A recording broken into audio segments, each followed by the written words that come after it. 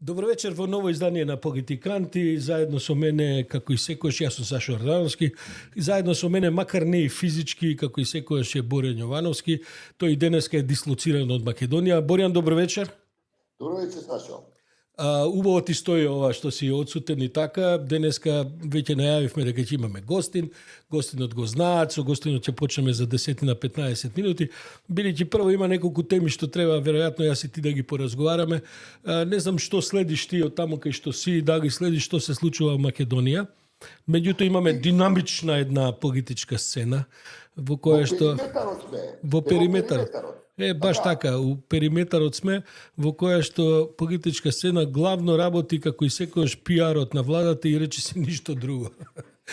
Но добро, ќе стане збори за тоа. Боко, бидејќи малце да потрошиме време додека се соберат луѓе, гледаме дека веќе сме на неколку стотици ќе бидеме наскоро и така во живо. Ќе се обидам и четот да го пратам, да го следам, ама тоа не знам, ќе видиме како ќе оди, бидејќи ќе биде жустра дебатата вечерва, како и секогаш. Сакам да само една забелешка направам, бидејќи гледам дека за тоа речиси никој. Добар, тук и таму некој од медиумите реагира, меѓутоа никој, па дури ни колегиве од Инфомакс некако тоа им промакна, а не се работи за едноставна работа, бидејќи пред 2 дена направи една навистина контроверзна измена на законот за енергетика, тој закон кој што сега е во постапки. Ова иначе, ако не се лажам, во моја меморија ова е веројатно 13-та верзија на законот што се обидува да усогласат и така натаму. И сега за 24 часа со минимално мнозинство во парламентот бутна една измена според која лица од енергетските компании ќе може веднаш да станат членови на регулаторната комисија.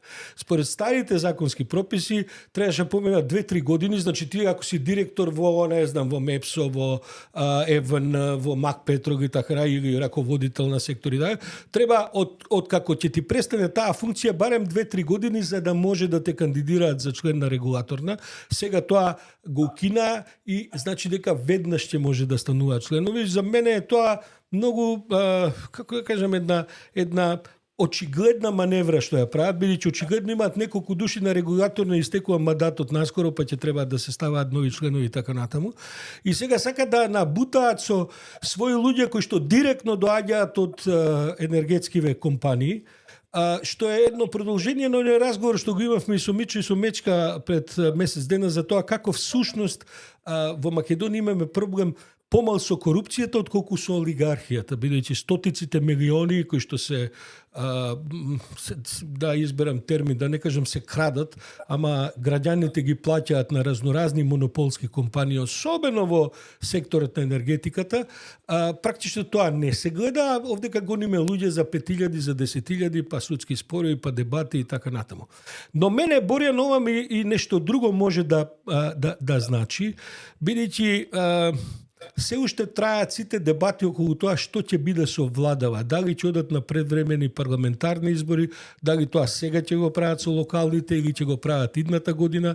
Ова го врзувам со целата нејасност, и ако во понеделник треба председателкава Гордана Сијановска да излезе со името што го предлага на новиот гувернер на Народна банка, таму очигледно дека има одредена тепачка, мислам дека главната тепачка меѓу Ставревски и сите други, бидејќи ако не се лажам, Мицкоски му има ветено Ставревски дека ќе биде нов гувернер, ама тоа значи дека да речеме Трајко Славевски ќе извиси од целата работа, а него му завршува председателскиот мандат на Советот на град Скопје.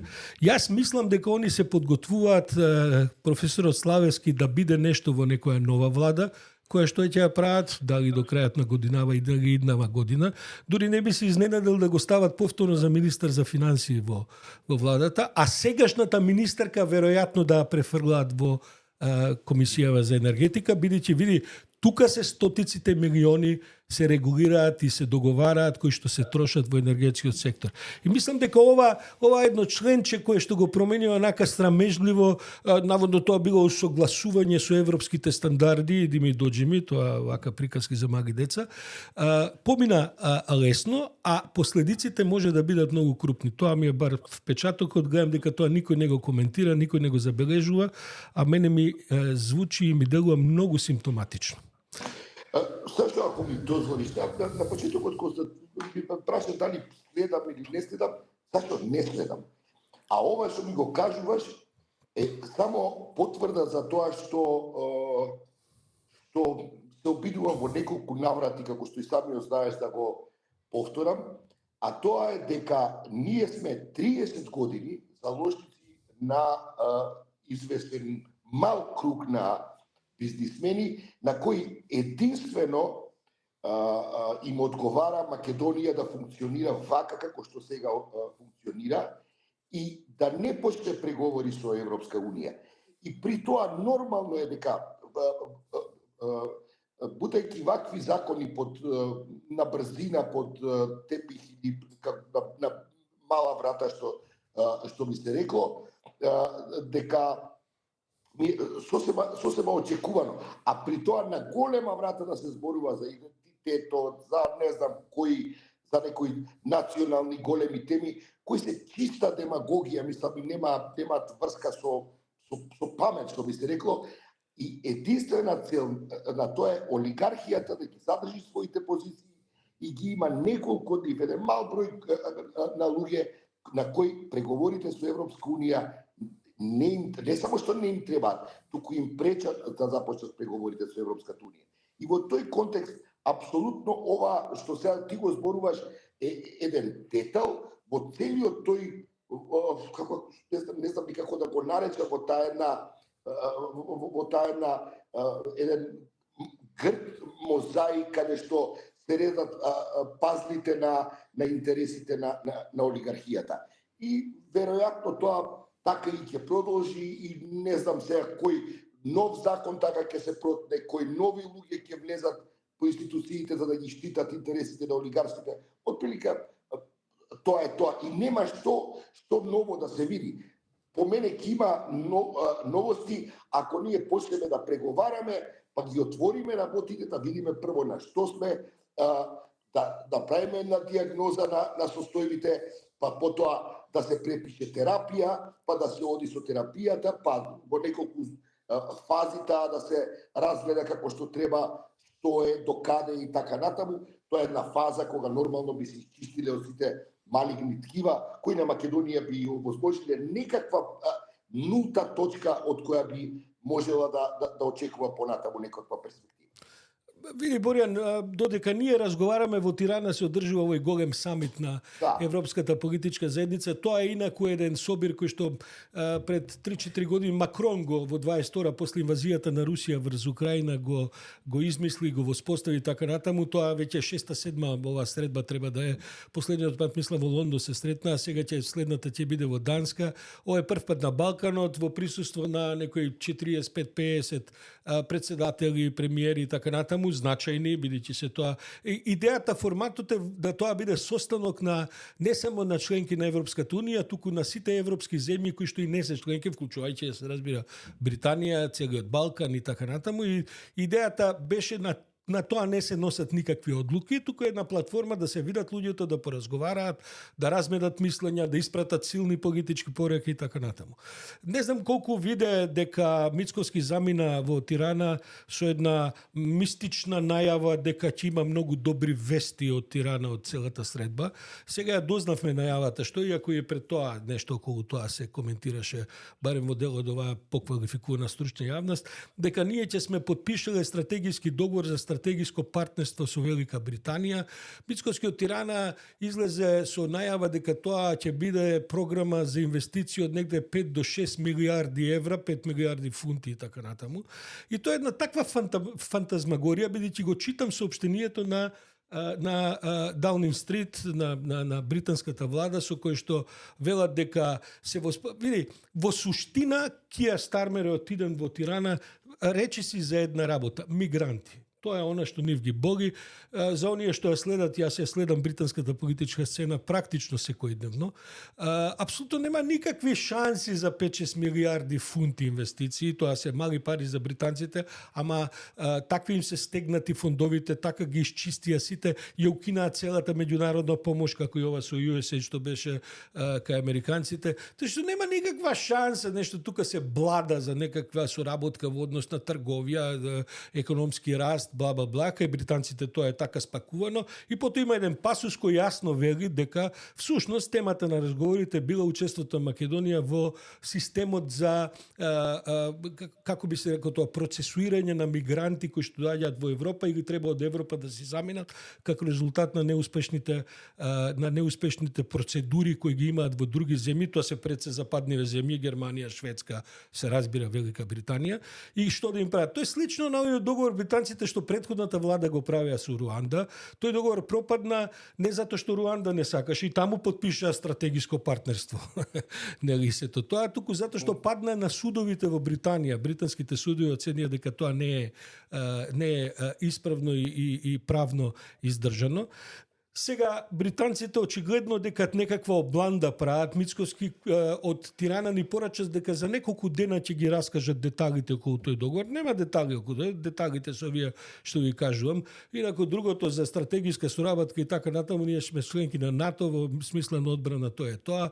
Британците немаат намера ништо да инвестираат у Македонија, тоа нема да некој да се излаже да мисли дека околу тоа ќе има нешто 5 милиарди фунти кои што дека ќе се издаде. Прашањето е само колку се они подготвени да платат за обработка, затоа што кои се тие мигранти што сака Велика Британија да се ослободи? Тоа се оние кои што не ги поминале фазите на правна регулација за тоа дека може да останат во Британија, меѓутоа немаат каде да ги депортираат. Бидејќи обично се тоа од земји кои што се уште нестабилни, несигурни и потоа се вклучуваат друг тип на аргументи за закана по безбедност, човекови права, права на жени и така натаму, и они ги чуваат таму по своите кампови и сега се обидуваат како што тоа Италија го направи со Албанија, па и тоа не помина во италијанските судови, како што знаеме и тој процес е спречен. Еди Рама ладно му кажа на Кија Стармер сега во Тирана, иако и пред тоа му говореше дека нема шанса, дека тоа Албанија само со Италија би го правила заради многу специфичните врски помеѓу Албанија и Италија. И сега Кија Стармер дури во најавите за одењето на овој самит во Тирана подвлекува нивните служби дека ќе се разговара со Босна, со Србија, со Македонија, околу тоа имали можност да овдека се прават кампови на луѓе кои што таму не поминале да се вратат овдека привремено, дека ние, односно примателите на таков вид на мигранти, би нашли начин да ги вратат во нивните матични земји. Тоа е една таква, мислам, дури не коментирам за хистериите што овдека ВМРО ДПМН ги правеше со години.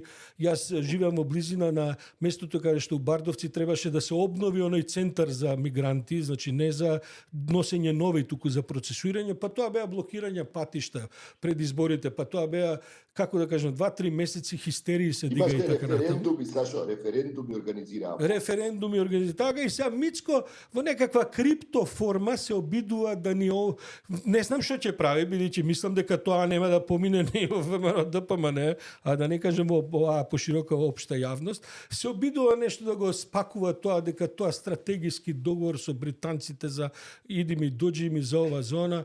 Мислам, како да ти кажам, пак ќе бидеме изгњавени со една пиар кампања у која што се разбира дека сега тие што критикуваат ќе бидат прогласени за веројатно за блокатори на развојот на Македонија и така натаму. Не знам како ова ќе им помине. Ми се чини како многу коцкарска варијанта, односно знам како ќе помине. За 10 дена веќе никој ништо не ја спомне. Ете така ќе. Види зашто и уште еднаш да се навратам на прашањето дали следам нешто во Македонија медиумите. Не, ги следев медиумите, веќе читав британските медиуми кои пишуваат за оваа средба инаку. Не станува збор никаде за никакви 5-6 милиарди, прво основно. Единствената тема е мигрантите, односно обидот на Стамер да најде некакво решение по примерот на италијанското во Албанија, ова ти го кажа фино, сега ако се разговара и со Косово, дури и Косово има тука некакви дилеми, значи евентуално некакви пари можат да влезат по таа основа, а ова 5-6 милиарди помогу Велика Британија не се Емирати или некој од тој тип на држави каде што владата на Обединетото на кралство ќе донесе одлука дека ќе вложи 5-6 милиарди негде.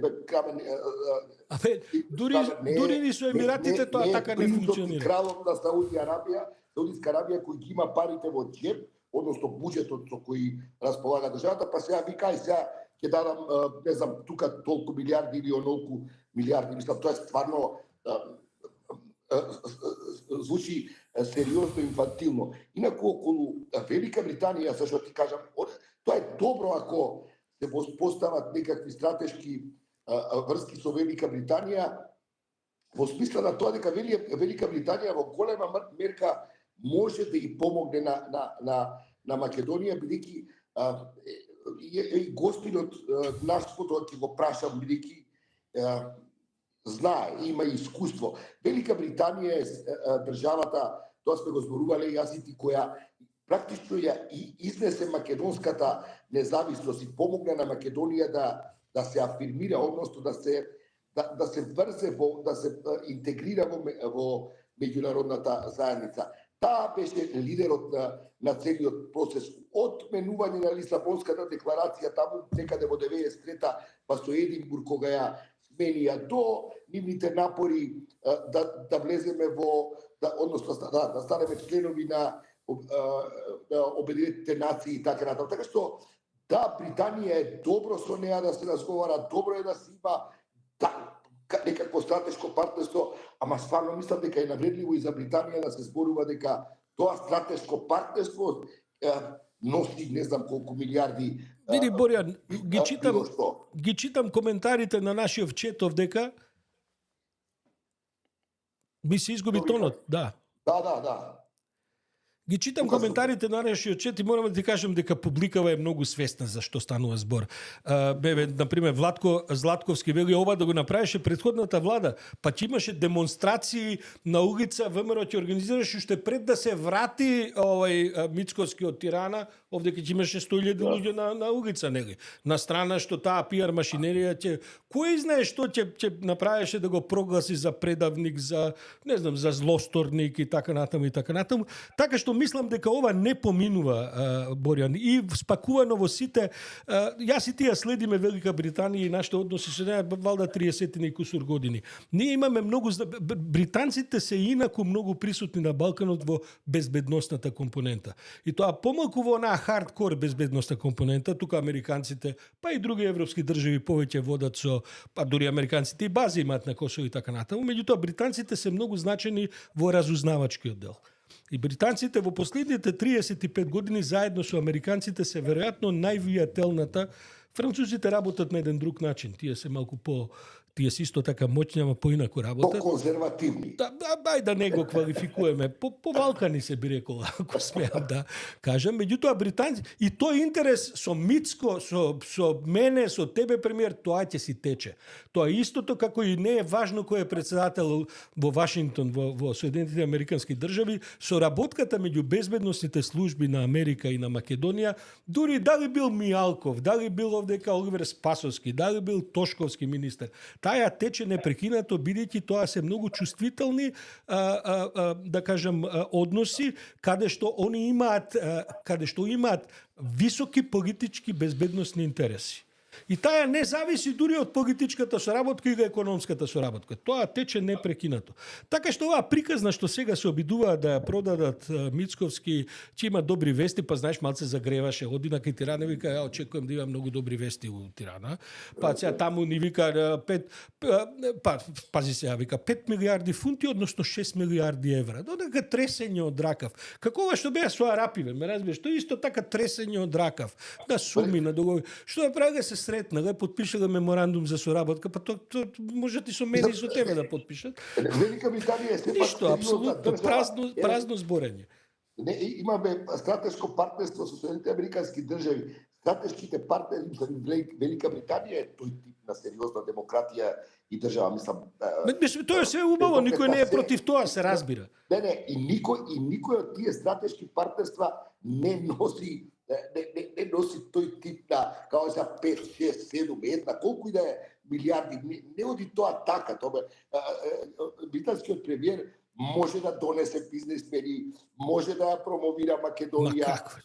Ама тоа зависи од пазарот тука. А тој пазар, се вратам па на мојата тема, тој пазар ќе се расчисти за тој тип на инвестиции, кога од него ќе се тргне олигархијата која го гази 30 години. А во наредните подкасти ќе се обидам некои конкретни примери па и имиња да почнам да излезам. Значи Боријан, да најавеше Кија Стармер и Мицковски дека во Македонија ќе инвестираат 500 милиони а не 5 милиарди евра, ќе кажев дека лажат.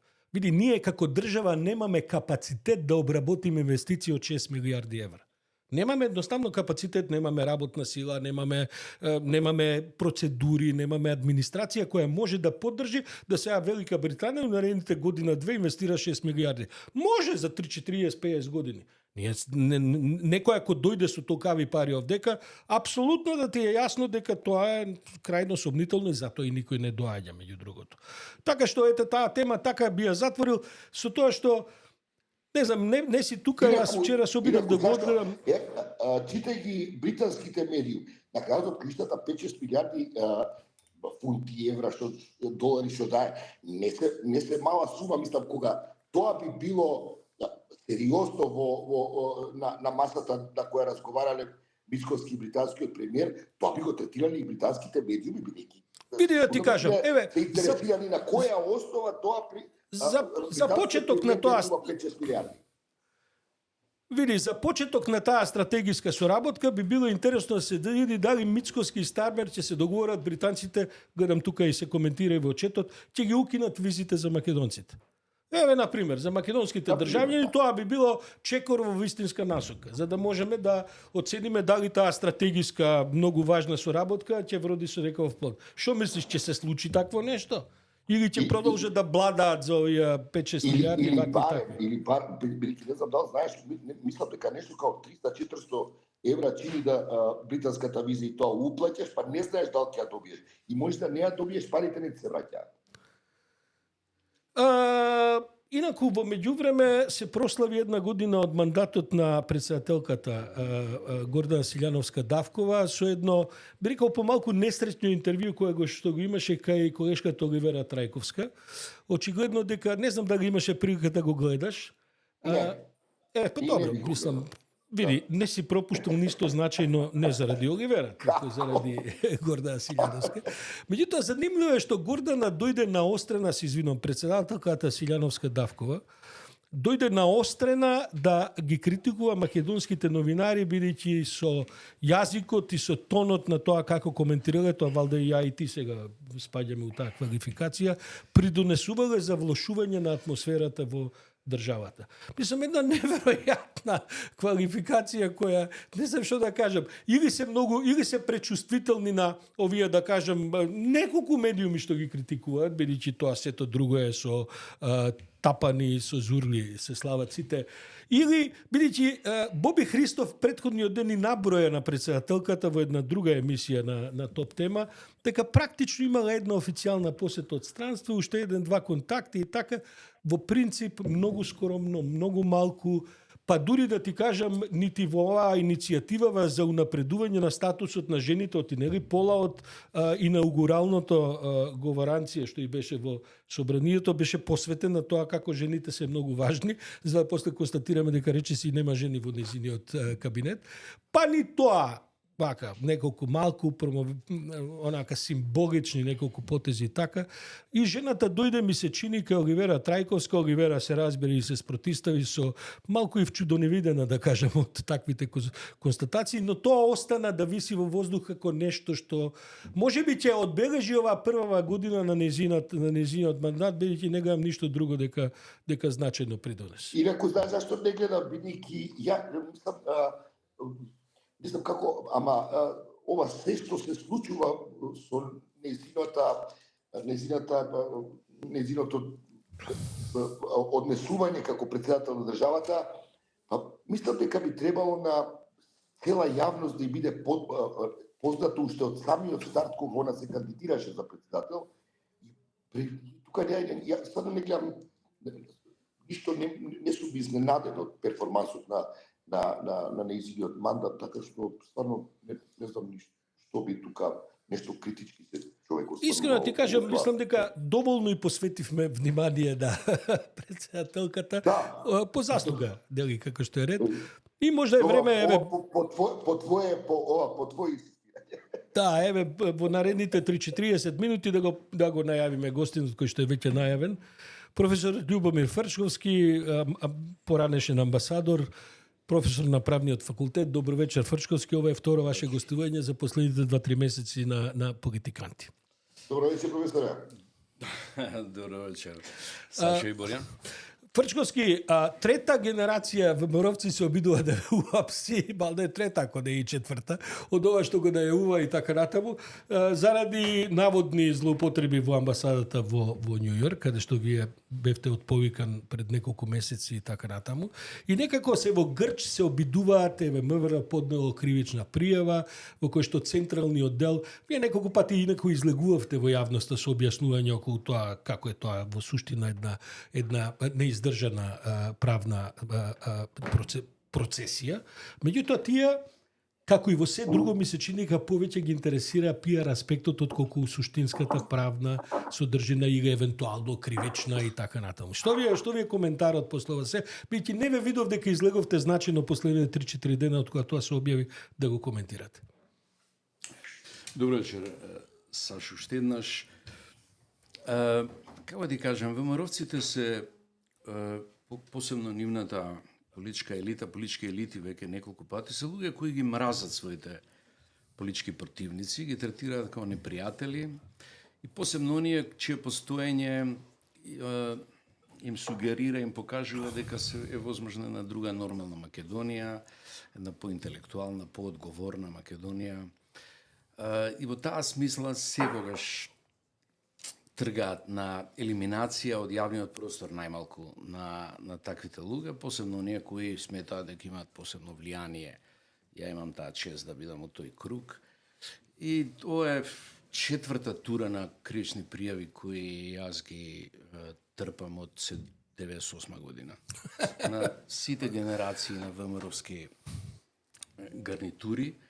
Не се тие славни, не е пријатно тоа, секако. Не може човек никогаш да научи доволно да отрпне на тоа, бидејќи онака баш шокира некој пат со глупавоста, друг пат со дрскоста, трет пат со заканата, четврти пат со влијанието на луѓето со кои живеете околу вас, знаете, влие тоа на некој начин. Не е секогаш пријатно. Меѓутоа, тоа е тоа.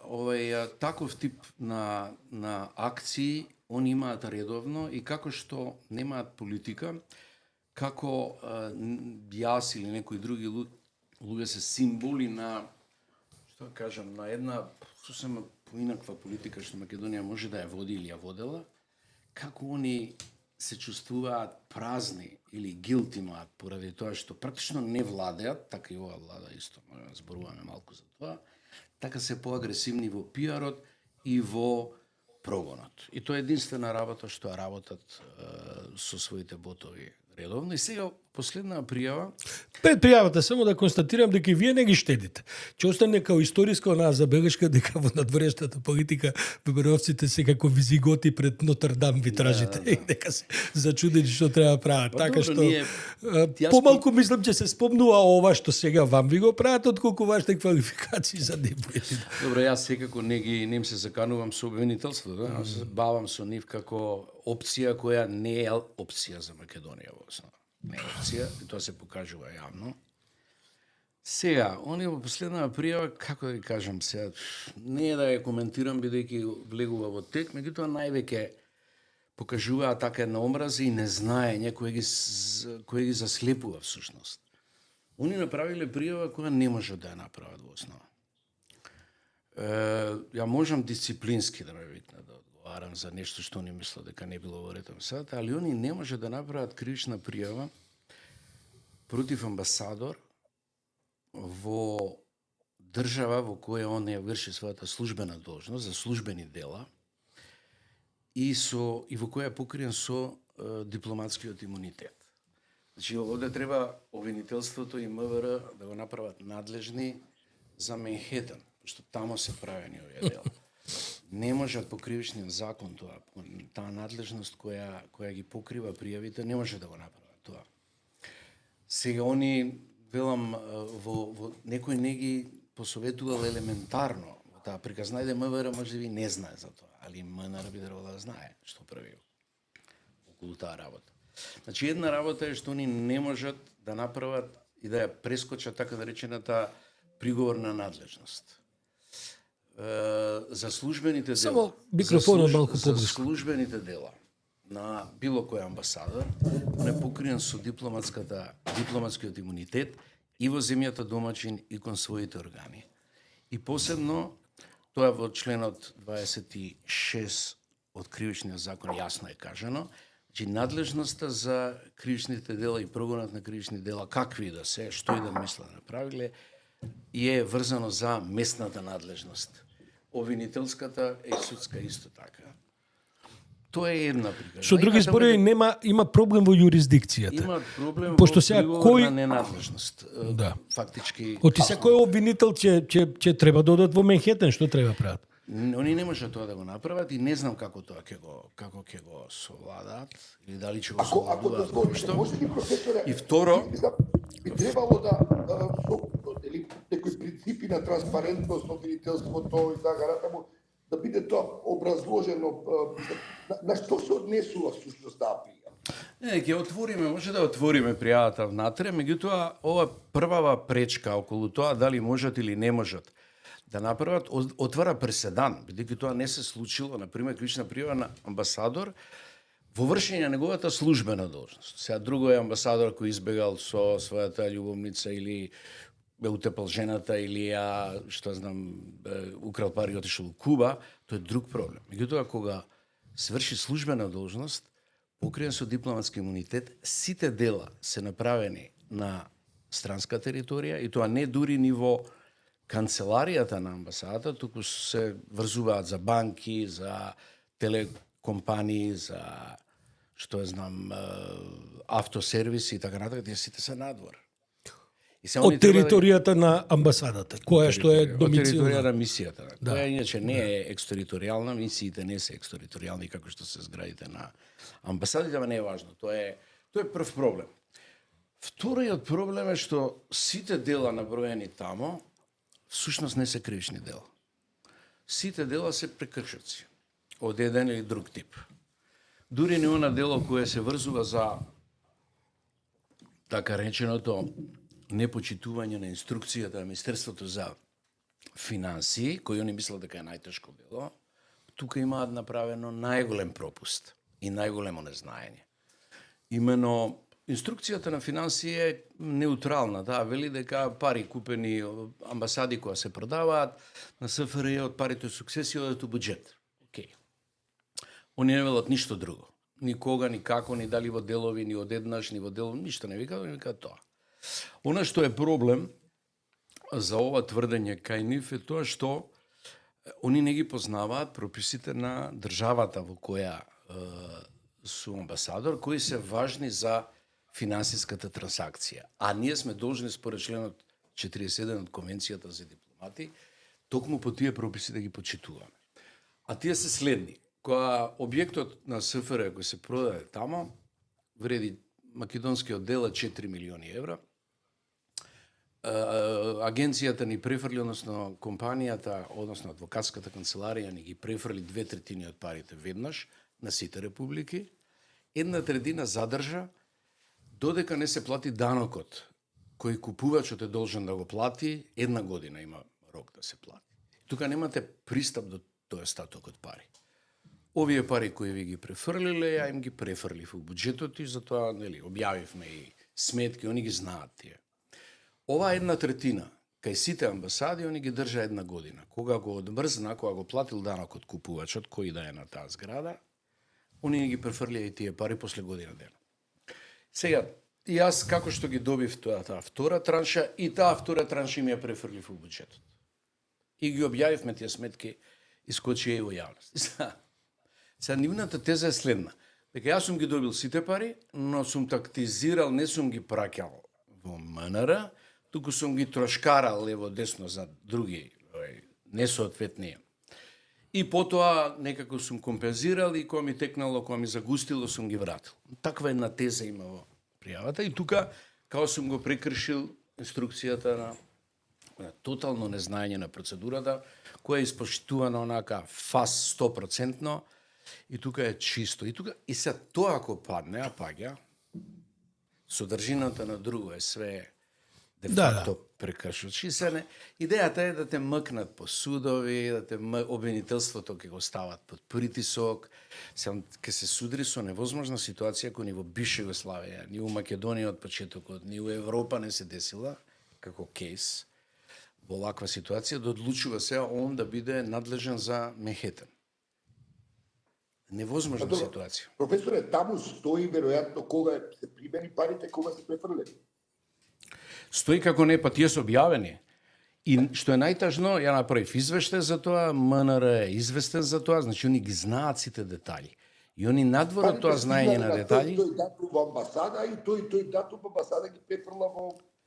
Ма стојат, Борјане, не е тоа проблемот, што све стои, дури пишува во извештајот, тоа не го имаат извештајот. Ова што го збориме ние сега, го имаат во извештај, формален, тоа мора да го направи. Они го игнорираат тоа само и само да имаат притисок врз некого, кој почнал да, очекувале веројатно јас да тактизирам или да се исплашам од нив или да не зборуваме ние ваѓа. Сега имавме таму неколку настапи, тоа очигледен, толку е жесток реваншизмот, што тоа, мислам, дете на улица ќе опознае. Имаше неколку настапи, имаше се некој настап во Тирана, кој анализиравме владата Македонија, владата на Албанија, во тој пат на ЕУ. И практично, они одлучиле, вика, овде нешто мора да се прави, ајде да притисне, па сега кај ќе искочи. Тоа е единствениот обвинение или постојат и други? Не, тоа е као нивното крунско, пошто се тоа поголеми пари во прашање. Другите работи се телефонски сметки кои јас сум ги имал поголеми него што ми дозволувал МНР, што сум ја поправил колата, а без дозвола на МНР. Имало некои дупликат сметки за нешто, за интернет, некое плаќање, некои такви ситници. Сега, гледајте, според законот за МНР, амбасадорот раководи со финансиите во МНР, односно во мисијата, не МНР. МНР има еден правилник со кој они кажуваат гачки, вака треба, онака, има некои ставки, но амбасадорот е суверен во тоа. Он може да речеме, мисијата добива $12,000 месечно.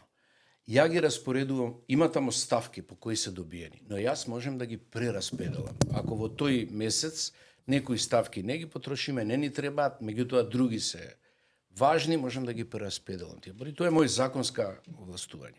Бидејќи во членот 34 од законот пишува амбасадорот раководи со финансиите на амбасадата во рамките на буџетот кој му е даден. End of story. Ни МНР, ни некој таму МНР, ни они праќаат инструкции, единствено министерот може да интервенира и да каже нешто, или политички, или административно до амбасадорот и за политичките прашања и председателот. Толку. Ова другово го правам јас со моја одговорност, бидејќи јас раководам со амбасадата, као и секој амбасадор, и ги гледа трошоците, темпото, он ги распоредува тие пари, он не може да направи други пари, али тие пари ја ги распоредувам. И они не можат да ми кажат, сега, телефонот во UN е инструмент на работа. Вие не можете да користите телефон на начин на кој амбасадите во земјите билатерални користат 2 пати месечно зборат со некого у МНР. Овде има мрежи на амбасадори, ние поддршката, конспонзорирањето на резолуциите оде преку телефон. Вие нон-стоп сте на телефон. Вие немате шанси $100 да платите за телефонот мој службен, кој го работам, тој сигурно 200-300 оди. Тука немам... Тоа се вика мултилатерала во дипломатски речи. Тотално незнаење. Зашто? Ама добро, и да е 200-300, тоа кривично дело ли? Па тоа е, велам, ја ти реков на почетокот, тоа не се кривични дела, тоа се евентуално може да ги третираат како дисциплински прекршоци. Ја со задоволство ќе им одговорам на дисциплинските прекршоци, тие они тргаат со кривична, неме као е возможна. Што е сега постапката, бидејќи сега МВР поднало... Сега, прво да се разбереме, секој држава може да поднесе кривична пријава. Значи, можем ја да поднесам за Фрчковски кривична пријава. Сега ќе дојде на масата на обвинителството и ќе треба обвинителот да решава, прво да отвори предистражна постапка, предпоставам. Не, за овие постапки не се отвара истрага, ни предистрага, ни истрага, директно обвинителот одлучува за прво мора да ја реши проблемот со надлежноста, кој не знам како може да биде прескочен. Моје очекување во нормални ситуации при правни држави, ова глатко да се отфрли по приговор на ненадлежност.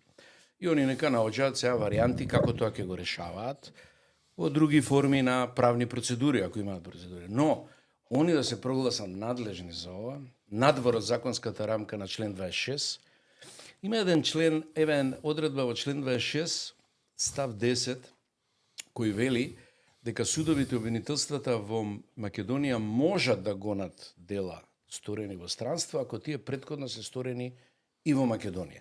Значи, продолжени кривични дела и во Македонија и во странство. Но не само во странство. Готово е, тоа е скоро апсолутна пречка. Овие се сторени под наводници дела, било што да ги како и да ги третирате, целосно во странство надвор од територијата на зградата во службено својство, кога јас сум бил покриен и со дипломатскиот имунитет, баш by the way, со резиденција, со лична карта во Нью Йорк, etc.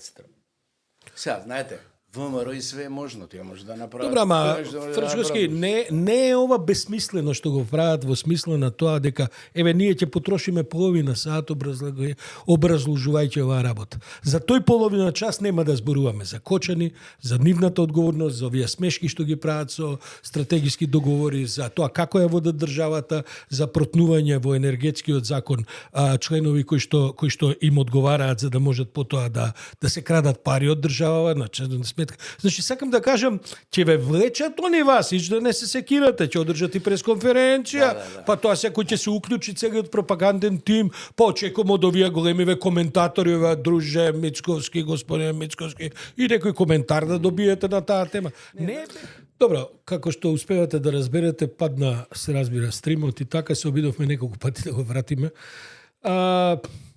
Јас сум во таа смисла технолошки аналфабет зашто тоа се случува. Меѓутоа, вообичаено во Скопје кога врна и кога е облачно, Телеком фалира со своите конекции.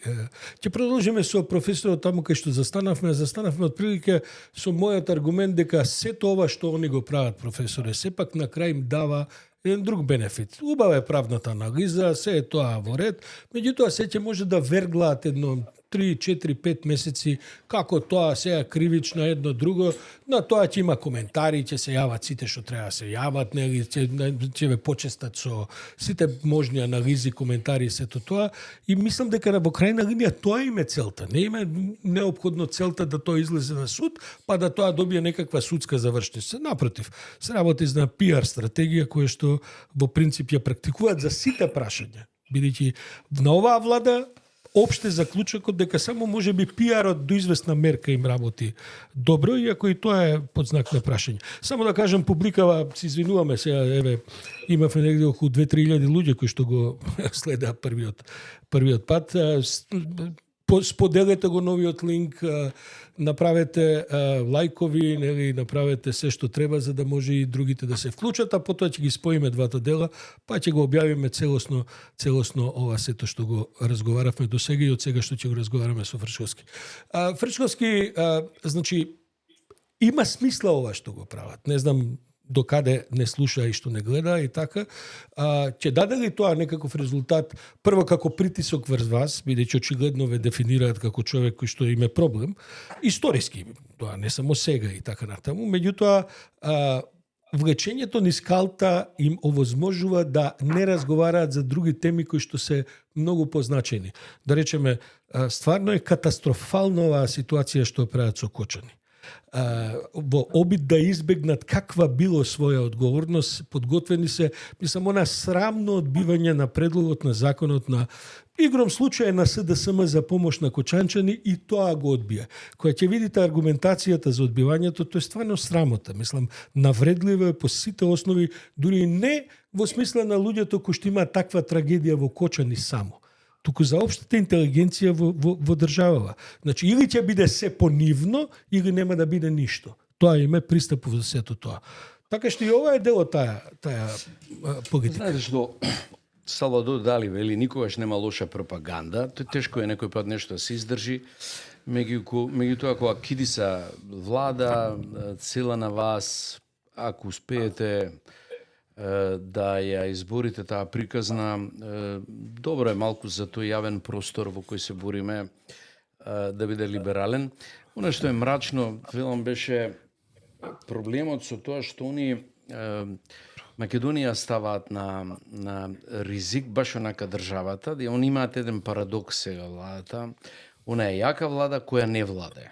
Во основа владата на ВМРО ДПМН не владе. Она ништо не прави.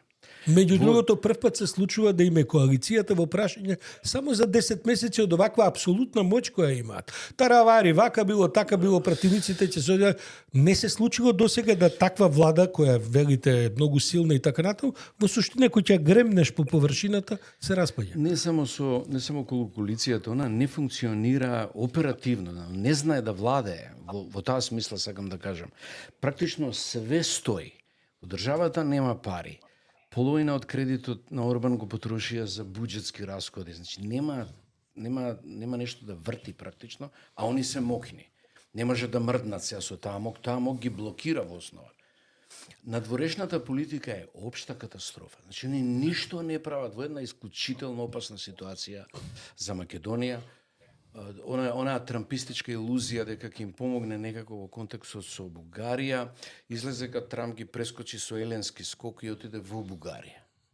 Сега купуваат тамо, целата Рубио врска со Бугарија е очигледна, паса Кушнер врската со Србија, ние сме остраво тотално само. Аме не ги бевме први во периметарот. Не ги бевме... Немаат никаков план како понатака.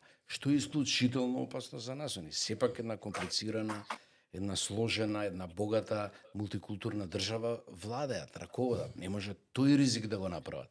Се во тој контекст они се пресметуваат со политичките противници, некого тамо газат по медиуми.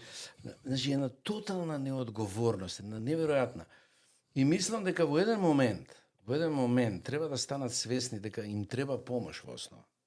Нивната сила и моќ е всушност блокада и неспособност да се действува, а истовремено онака баш као метла да проголтале ги држи вертикално, не може да направат разговор што ќе правиш, што нам ја радите, што како ќе излеземе при. Како изгледа таа помош што треба да побараат? Треба дома да бараат помош или со вакви ефективни? Они мора да ефективни? се концентрираат на внатрешните прилики.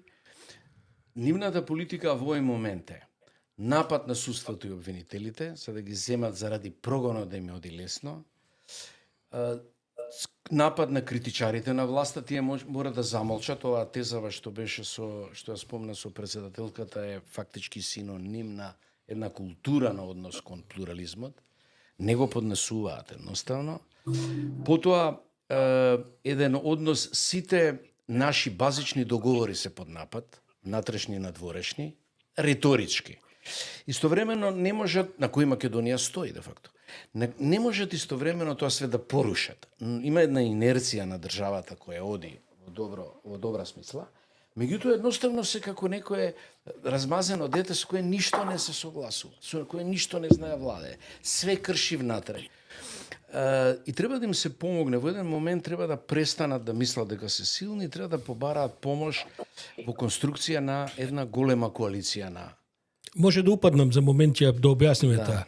Од другата страна, Венко Филипче, кој беше минатиот петок кај нас гостин и така натаму, со една нагласена нота се обидува конструктивно да им приде. Да, тоа може да е резултат на слабоста на СДСМ, веќе навистина катастрофално ги изгубија изборите, но дури на еден таков конструктивен пристап, тие одговараат се, тие има златна виза се, пазите, истата недела кога Радев му вика на Мицкоски, ало, имаш фирми овдека плаќаш данок. Не туку многу се сили од Скопје и не навредува, бидејќи тука ти е бизнисот, а златната виза, ова, она, значи одбиваат каква било со еден Филипче кој што трпи политички последици кај своите поддржувачи и евентуални поддржувачи заради таа мекост со која се обидува конструктивно да му приде на Мицкоски. Има ли таков пристап уопште ефект, можност за ефект? Треба да изгорат малку, значи треба фактички меѓународно да бидат отпукани, како што се отпукани. Отпукани се. Они се целосно отпукани, они уште не го разбираат тоа, не сакаат да го прифатат тоа, но практично се сами и презрени на еден начин од Европската унија, Кошта, не знам, Вадралајна, сите поред, значи сите поред, не само што се отпукани, него отидено е кај нивните, кај нашите противници во основа, во ова нивна противничка агенда, кај бугарите и кај практично кај србите, ние тотално сме изолирани. При тоа скапуваме внатре подценувањето и обидот да ги омаловажат малцинствата не е добра идеја во Македонија да се прави. Тоа во принцип нема да роди со добар плод. Треба да се создаде, треба да омекнат во смисла дека немаат опција за излез, треба да поделат одговорноста со опозицијата. Една голема коалиција, една стара идеја која од секогаш ја развивам за Македонија пригодна, јас ја сметам дека е целосно формула за неа, но еве се и како преодна формула е добра. Две македонски две албански партии кои ќе понесат одговорноста за вршување на уставните промени, за отварање на патот кон ЕУ и примањето на пари од ЕУ, реалните пари од ЕУ, не овие глупости што ги зборуваат, него вистинските пари, да дигнеме уши, за да може практично членството ВМРО-ско ќе ги отпука. При ваква суша која владае во Македонија уште неколку месеци ќе почне да негодува, тоа не може да се преживее. Фршовски, омекнување Мицкоски во иста реченица, мислам дека не држи. Значи, човекот функционира апсолутно прво суетата, па потоа се друго. Ја не гледам начин како Мицкоски просто не е политичар кој би можел да спроведе таква агенда.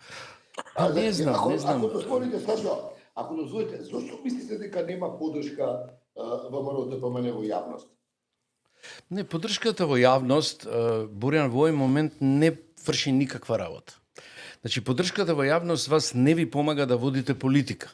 Не постои политика на поддршката во јавност, значи дека имате националистички пуш-ап кој ве води нон-стоп у ќоше, тоа се вика во политикологијата јавање на тигар.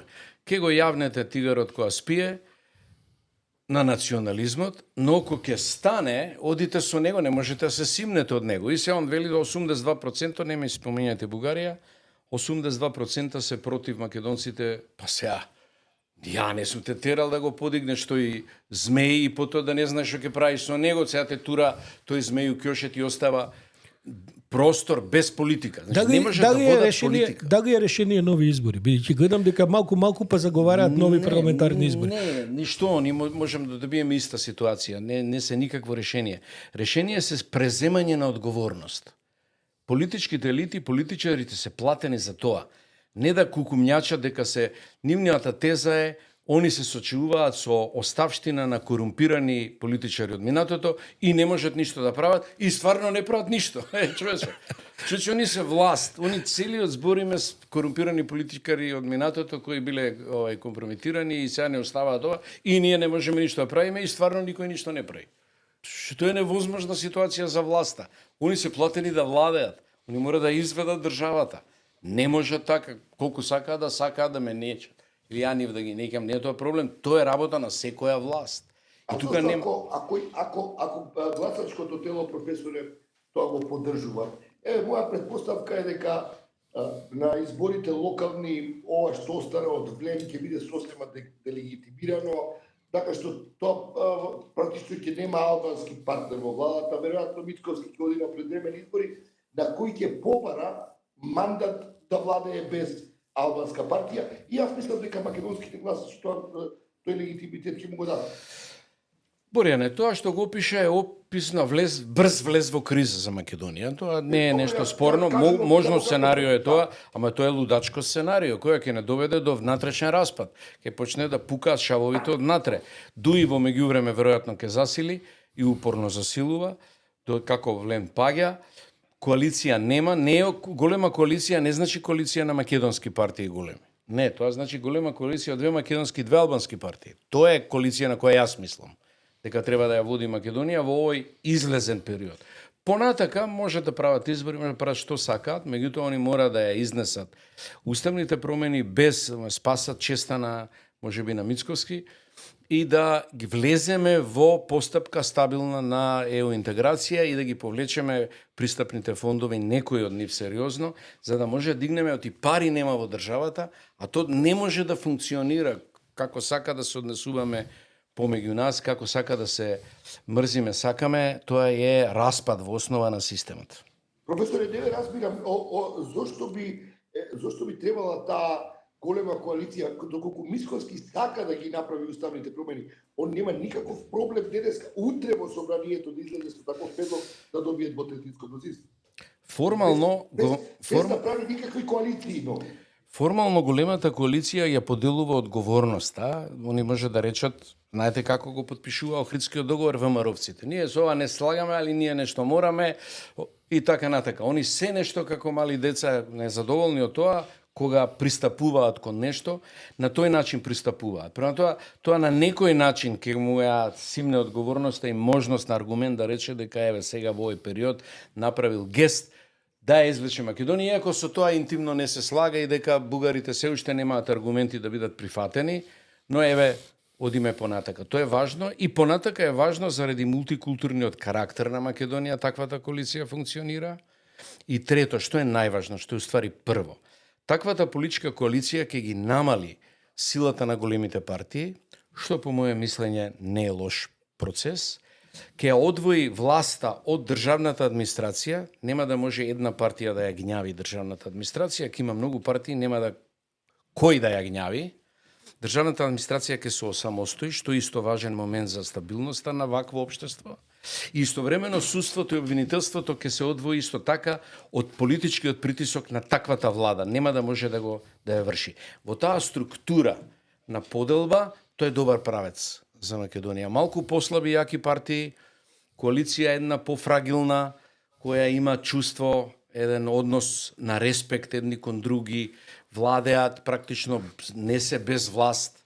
Не е ли тоа формула да всушност левица практично им ги собере сите незадоволници? Не е ли тоа стравот што го води Мицкоски? Бидејќи очигледно дека он не се плаши од СДСМ има гласачко тело кое што е прво сега тотално расклатено, второ дури кога би се мотивирало не може битно да ја загрози, но левица да. Не е ли, мислам, ги гледаме инцидентите и по собрание. Може да се менуваат македонските партии кои се во големата коалиција. Швајцарската голема коалиција зависи од изборните резултати. Бројот на министерски места зависат од тоа. Они ќе си се делат. Перманентно има една динамика која е бенигна динамика, нормална динамика во политиката, не е омраза кон политичките противници. Они ги бркаат политички коглувци по држава, нон-стоп име в уста Филипче, Заев резервна опција за све, еден круг на нас, медиумите. Што е таа работа? Човече смери живци. Фричковски, не се памти ваква ситуација во 35 години да со ваква силна политичка позиција, со практично апсолутна власт во парламентот, иако сега им се расклати, ќе видиме како ќе заврши тоа со овие наводни пребези ваму таму, им се расудија квалификуваните мнозинства, бандентери и така натаму. Како може со тоа, значи ли дека они тотално неподготвени дојдоа на власт? Ја ви повторувам следниот пат, они не владеат, не знаат како да владеат. Ја разбирам, некоја конзервативна влада ќе повлече. Значи имате проекти кои се реализираат. Нема ништо, не се движи ништо. Бизнис мора да има. Значи они мора да ги поддржат, па и своите бизнисмени да ги поддржат. Не е важно чии бизнисмени, мислам малигно е тоа да се каже својин. Бизнисот мора да го поддржат. Нешто мора да направат, они мора да владеат. Човече, они не владеат. Они се перпелкаат во канцеларијаве, мислејќи како кого ќе зафркнат, утре ти да се јавиш за ова, колку. Не е тоа владење. Тоа е една детска игра на луѓе кои се неодговорни во таа позиција. Дали е возможно тогаш да дојде во промени во самото ВМРО? Дали може би таму има потенцијал, просто ме интересира вашата обсервација. Дали внатре во ВМРО има потенцијал за некакви промени? Бидејќи тоа стара тема е дека таму едно, друго, трето лоби, ова, она. Има една груевистичка линија која завршува со еден од министрите кој му гледа грб на Мицкоски, меѓутоа тоа се, што ви кажам, не се ни сериозни дворски игри. Тоа се некои прдалана, некоја во внатре, во оваа нивнава градинка. Во основа тоа не интересно е, мене ме интересира дали ВМРО опште може во било која варијанта да преземе одговорност. Значи, оценката е дека во принцип ние не можеме да очекуваме во оваа ситуација пробив на европската агенда, односно ова што го говориме. Можеби ќе земат уште милијарда заед, можда тоа им се гледа подобро. Не знам временски како стои притисокот, некој дел од меѓународната заедница мора во изолација и во презир практично, де факто презир е тоа, не е само изолација, кон оваа влада, да ја потргне, да ја подигне, можеби мотивационата сила во неа, не знам кои се обзирите, треба да престанат да се бават со опозицијата која не ја загрозуваат, мора се бават сами со себе и со својата одговорност да владеат и мора да научат да владеат. Мислам, тоа не е ова што го прават, не е владење, ова е прогон бедна у принцип ситуација. Професоре, бевте во Албанија и тоа направи впечаток кога му беше пренесувано што се зборували. Што беа темите, што ги интересира во Албанија во врска со нас? Во Албанија односот кон македонците и албанците беше важен за мене да го разгледаме како концепт и односите Македонија-Албанија. По моje мислење, македонската перспектива како независна држава регионално е поврзана со Косово и Албанија. Тоа е така историски. Во турската ромалиска линија, кога влада е овдека без граници, регионите се така насочени. Косовскиот, Битолскиот и Солунскиот. Тоа се три региона. Тоа е цела Македонија е ориентирана во тој дел. Ние со Србија и со Бугарија имаме мали перспективи на соработка, може секако да се развиваат, но се помали. Нашата сериозна ориентација е во овој дел Косово и Албанија. И врската со албанците е многу важна. Ние не соработуваме со нив. Ние немаме универзитетска соработка со Албанија. Ние не ги знаеме нивните професори. Нашите невладени организации, колку и да се граѓанско либерално ориентирани, соработуваат повеќе со Србија, по јаволите и со Црна Гора, него со Косово и Албанија. Они не соработуваат, невладените со Албанија.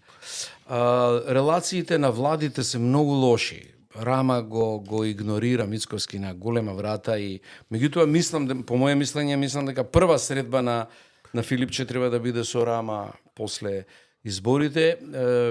Треба да се види дали можеме таа мрежа на цивилно разбудење во цивилниот сектор да направиме со соработка со албанските невладини, па и со, да речеме, можеби Сорос или сину на Сорос да ја врати тој интерес за Македонија. Тој отиде у Србија, отиде со Кушнер заедно у Србија и така натака, да речеме со Рама, пошто они со Рама се, знаеш, ко брати и брат или брат и сестра, не знам, да лобираме, да ја врати таа енергија на демократско раздвижување во цивилниот сектор кој треба да ја замени американско водството, нешто малку Европа, нормално на тој план да ја дигне таа демократска клима во Македонија, нема да биде лошо тоа на власта. Мислам, што ќе биде лошо? Нема да научат тој плурализам.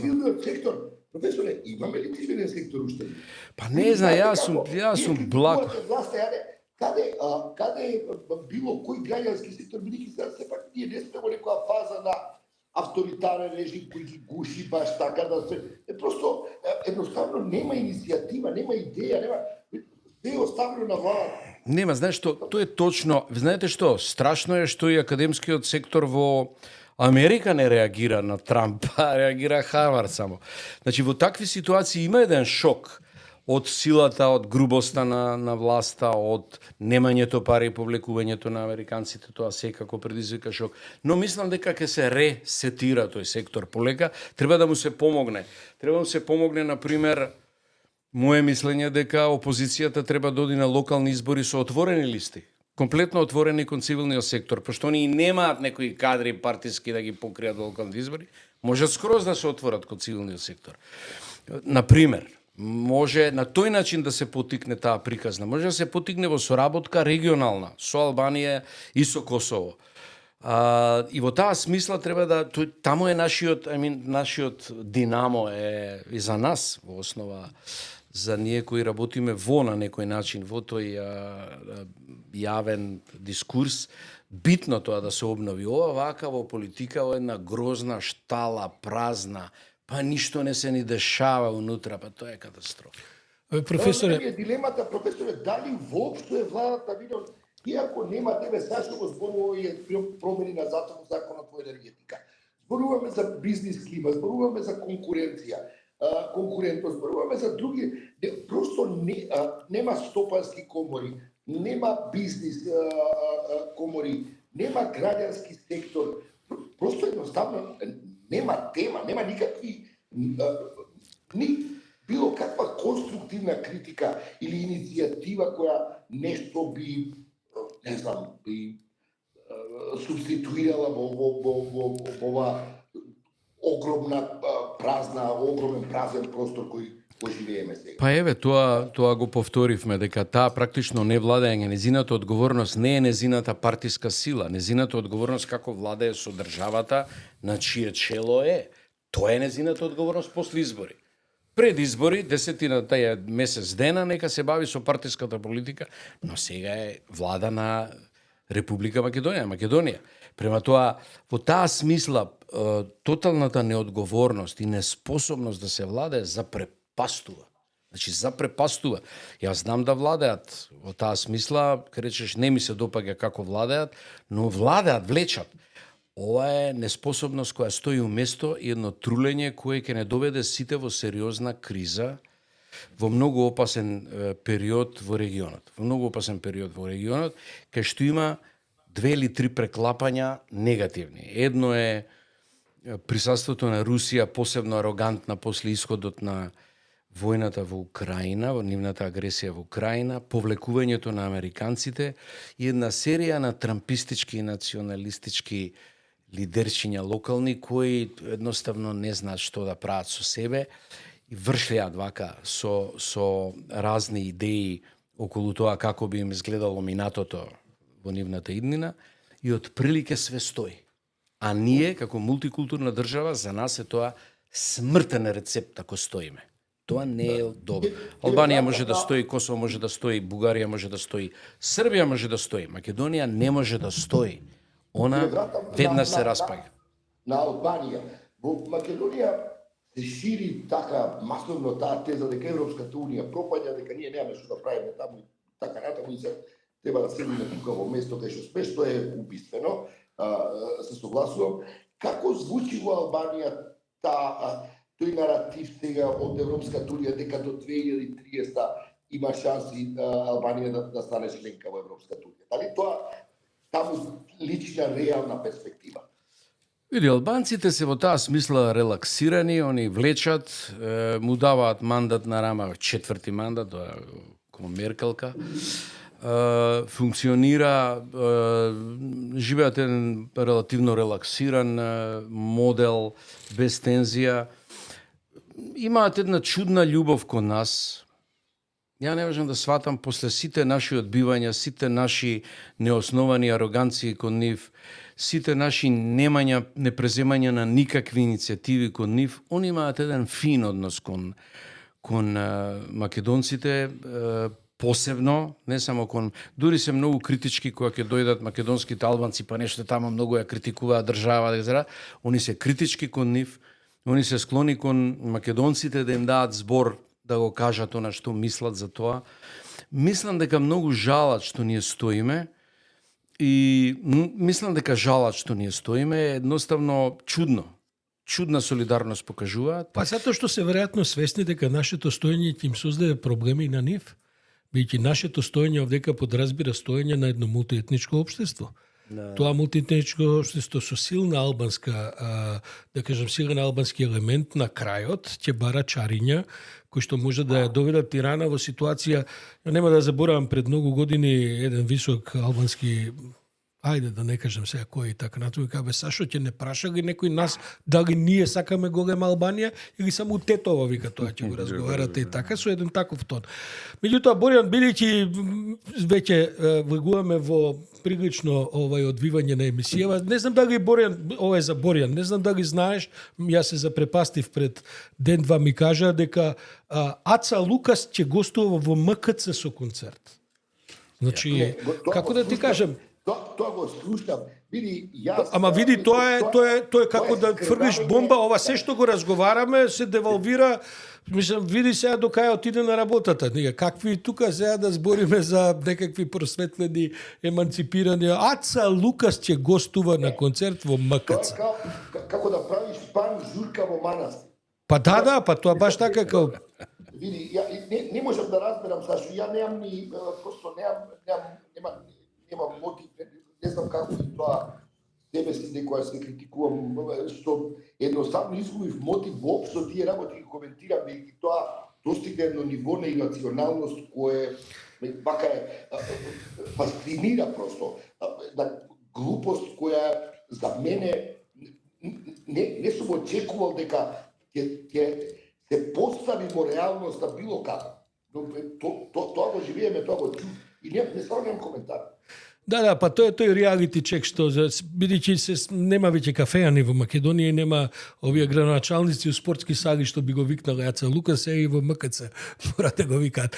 Фршковски, Борјан, може ли да приведуваме кон крај ова или уште имаме нешто да додаваме? Па што се однесува до мене, јас ја истрпив мојата љубопитност во однос на прашање по праве. Фрчковски, благодарам и за ова гостување. Многу ми е жал што падна стримот еднаш два пати така, ама на крај ќе ја заокружиме емисијава и ќе ја пуштиме како целина и на Инфомакс, се разбира и на Политиканти.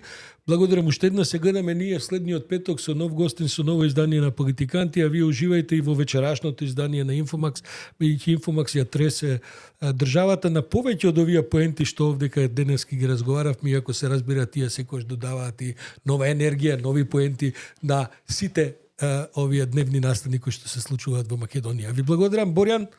Поздрав толку од мене. Се гледаме другиот петок. Се гледаме следниот петок. Поздрав.